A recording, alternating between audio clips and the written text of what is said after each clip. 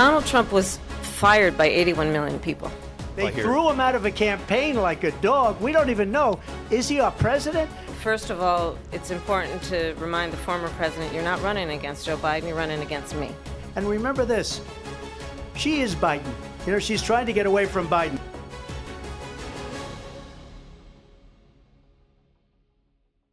Donald Trump versus Kamala Harris, a showdown that everyone was waiting for. Last night's debate was crucial for both candidates, and it did not disappoint. From the start to the finish, it was a fiery debate. Let's bring you the main highlights. Trump and Harris met for the first time at this debate. Yes, this was their first meeting, and here is how it kicked off. Kamala Harris, let's have a good debate. You see, have fun. This was perhaps the only moment when Harris and Trump were civil. As soon as the debate began, both sides came out swinging. The first question was on the economy. Are Americans better off than they were 4 years ago? Harris tried to criticize Trump's record. She highlighted his shortcomings as president. She raised issues like unemployment and tax cuts for billionaires. Trump fired back by bringing up inflation. He said the U.S. economy was in a shambles under Biden and Harris. Let's talk about what Donald Trump left us. Donald Trump left us the worst unemployment since the Great Depression. Look, we've had a terrible economy because inflation which is really known as a country buster. It breaks up countries. We have inflation like very few people have ever seen before, probably the worst in our nation's history. What are the economic policies of both candidates? Trump is promising harsher tariffs on imports and a more protectionist approach. Harris wants to raise taxes on companies and punish them for price gouging. The next issue was immigration, a point where the Biden-Harris administration is vulnerable. But in the debate, Harris managed to evade Trump's criticism. She did not respond to him directly. Instead, she tried to get under his skin. She provoked Trump with personal attacks.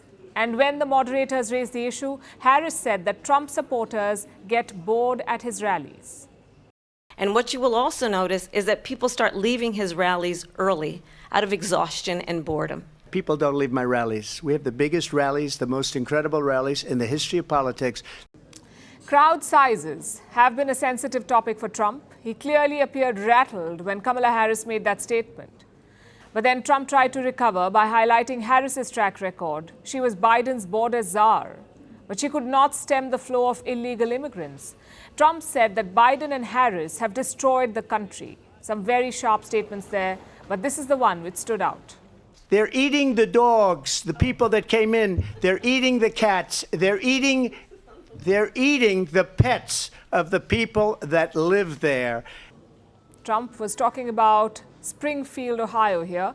The moderators fact-checked him on the spot. They pointed out that local authorities have dismissed these claims. But Trump was quick to refute that. The candidates debated about gun control as well. Neither of them seems to be in favor of a complete ban. She has a plan to confiscate everybody's gun. President Trump, she has a plan. To move. Then this business about taking everyone's guns away. Tim Walz and I are both gun owners. We're not taking anybody's guns away. The debate around foreign policy was equally intense. The wars in Ukraine and Russia came up. Trump said that Harris had the chance to prevent the war, but she could not. Harris denied this, and she mocked Trump for praising Putin. She said the Russian president, and I'm quoting, the Russian president would eat Trump for lunch.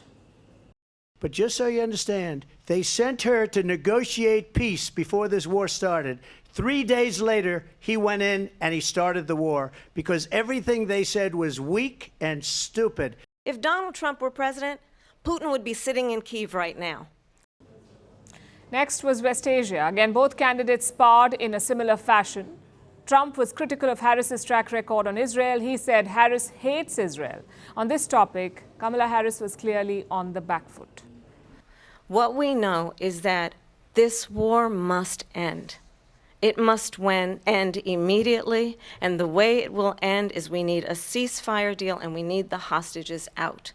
She wouldn't even meet with Netanyahu when he went to Congress to make a very important speech. She refused to be there because she was at a sorority party of hers. She wanted to go to the sorority party.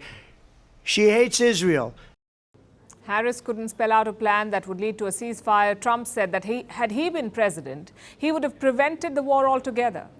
But even he did not have a plan on how to get to a ceasefire. Nonetheless, Trump managed to push Harris on the back foot on foreign policy. He raised America's messy exit from Afghanistan. It was ordered by Joe Biden. That exit paved the way for the Taliban's return. Harris and Trump debated on the issue of China as well. Harris accused Donald Trump of selling chips to the Chinese. She said Trump sold America out on China and made American defenses vulnerable. Trump responded by highlighting his track record on trade and the tariffs that he imposed on Chinese goods when he was in office. So these were the major highlights. Who won the debate? Will it change the fortunes of any of these candidates? And will there be a second debate? That's our next story.